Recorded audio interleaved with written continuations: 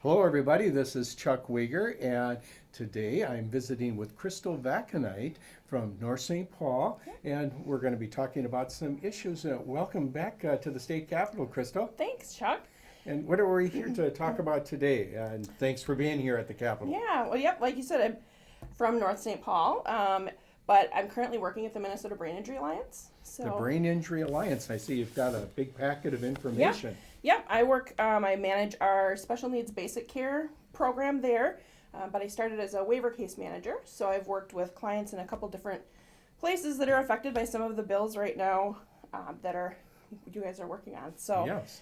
Currently, we are talking about the spend down, and sorry. But for qualifying for programs, you have to spend down Yep. your assets and pretty much almost be at poverty Yep. in order to qualify for services. And I've had some really sad stories from people where Yeah. they just basically almost had to go bankrupt Yep. in order to continue. And if this is someone in your family, you're gonna be really moved by this. And we're all, as a community, we need to be aware of situations like this. So Yep. the Brain Injury organization, the Alliance of Groups, is here in behalf of families and others that have been impacted by the current law as we have it. Yeah, so in particular, a client that I've worked with in the past,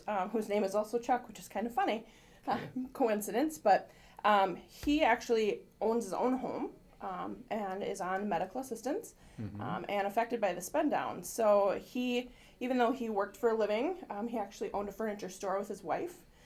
So he ends up having to spend down his SSI checks that he receives to that 792, the poverty level that's required.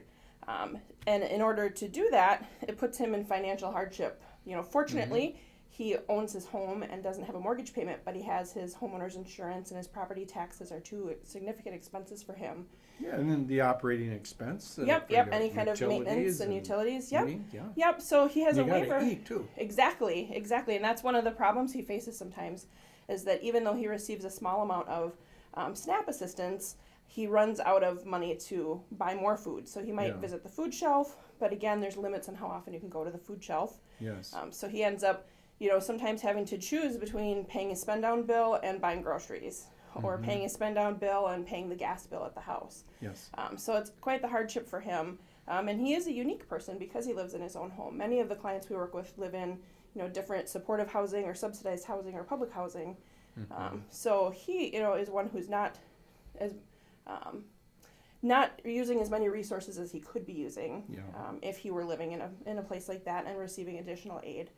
So he's actually saving quite a bit of money by being able to live in his own home, but it's very difficult.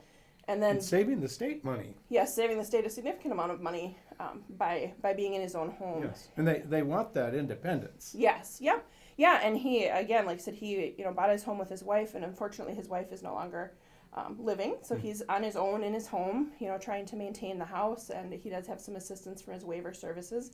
But then what happens as a result of not being able to pay his spend down is that providers stop working with him because he's not paid his bill. So then he needs to get a new PCA or a new homemaker and relearn. Personal care Yep, attendant. a personal care attendant. Yep, or a homemaker who helps him with his laundry. They can help him with preparing some food in his home.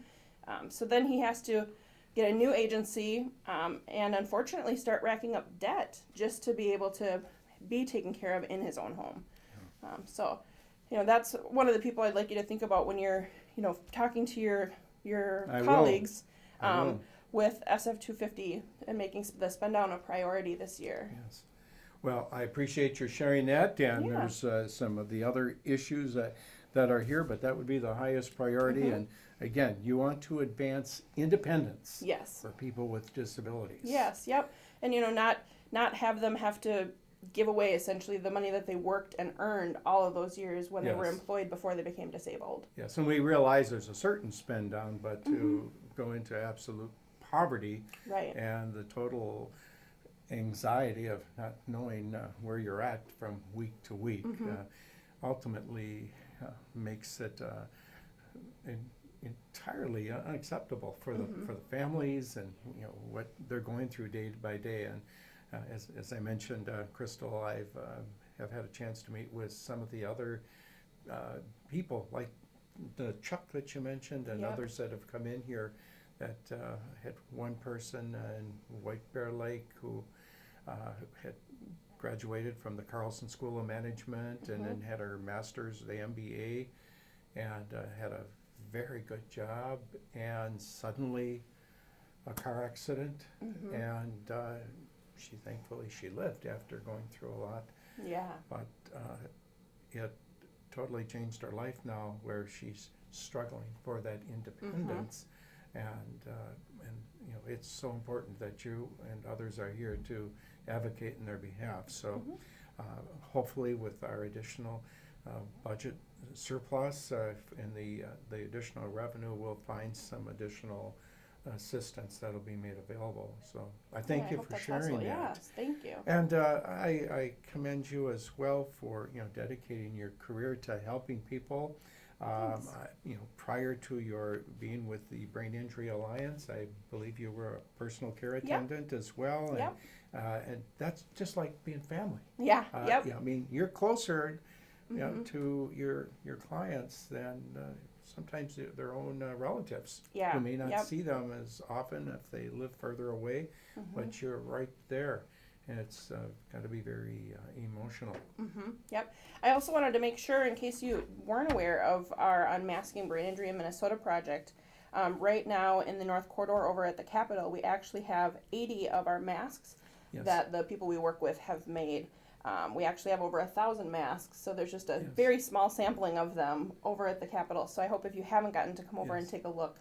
I had a chance to take a glance, and I'm going to be going over there as soon as we're done. Perfect. So, yeah, we'll it's enjoy going that. until tomorrow at noon. So Great, and I hope that there will be a website or something that might show these masks. They tell a story. And actually, in April, we'll be having an event at the Earl Brown Heritage Center. Okay. That will display all of the masks that we've made. I believe that's on April 1st. Okay, perhaps there is information at the Alliance on their Yep, website. Yep, at the website, and it's it's braininjurymn.org. Good. So if you just type in www.braininjurymn.org for more information on the Disability Matters activities, and hopefully continued progress will be made. Yes. And also on a personal note, I've known you most of your life. Yes. I'm very proud of your continued involvement in the community, and your parents, they both went to North High, Bob and Jody, and they continue to live in North St. Paul as well. And I got to know you, I think you were about maybe 8 or 9 years old, but this remarkable skater that was the superstar in ringette. And it's now hockey, girls hockey has become replacement, though they still play ringette in a lot of other parts of the world. But in any event, it was your dad particularly, and your mom was involved, that was encouraging more opportunities for girls to participate in athletics. And back then, maybe there was basketball, and which is a fine sport too. But other than that, and maybe to be a cheerleader or something, and that's fine too. But if you wanted to do a lot of other things, they weren't available, and so you were just a real leader, in encouraging more and more young girls now who are like yourself, in the workforce and involved in their community, but you were a trailblazer in making opportunities available to not only dozens, but then ultimately hundreds more, and it led to more ice time opportunities as well as more additional opportunities just for people in general. So I appreciate that, because it made a very big impact for my 4 daughters, and they just love those Star of the North games and going around the state, and So you're good people, Yeah. that the Canneyt family, and you're now being an advocate for people with disabilities is so important. And so thank you, Crystal, Yes. for stopping by. Yeah, thank you, Chuck. I really appreciate your time today. Good. And again, viewers, if you want to get more information about the Brain Injury Alliance, go to www.braininjurymin.org. Thanks again, Crystal Canneyt, for joining me. Thanks, Chuck. Okay.